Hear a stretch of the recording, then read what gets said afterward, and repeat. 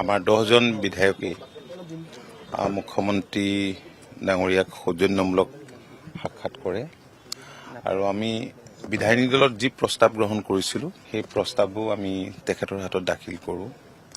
আমি বিচাৰিছোঁ যে ডক্টৰ হিমন্ত বিশ্ব শৰ্মা ডাঙৰীয়া ৰাজ্যখনৰ আকৌ মুখ্যমন্ত্ৰী হওক।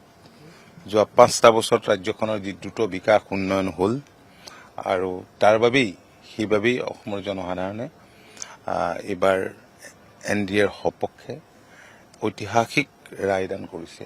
আমি যিটো প্ৰস্তাৱ গ্ৰহণ কৰিছিলোঁ সেই প্ৰস্তাৱৰ প্ৰতিলিপিও তেখেতৰ হাতত দিলোঁ। অহা 12 তাৰিখে ভোট টেকিং হ'ব, তাৰ আগে আগে এখন মিটিং হ'ব, আমাৰ বিধায়িনী দলৰ হ'ব, যৌথ বিধায়িনী দলৰ হ'ব, এইখিনি কথাই পতা হ'ল।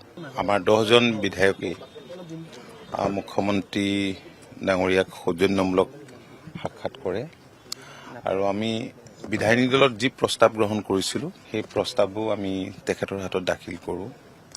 আমি বিচাৰিছোঁ যে ডক্টৰ হিমন্ত বিশ্ব শৰ্মা ডাঙৰীয়া ৰাজ্যখনৰ আকৌ মুখ্যমন্ত্ৰী হওক।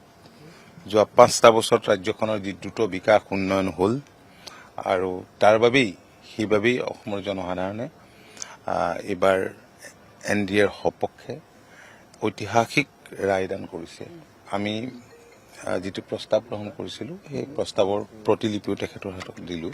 অহা 12 তাৰিখে ভোট টেকিং হ'ব, তাৰ আগে আগে এখন মিটিং হ'ব, আমাৰ বিধায়িনী দলৰ হ'ব, যৌথ বিধায়িনী দলৰ হ'ব, এইখিনি কথাই পতা হ'ল।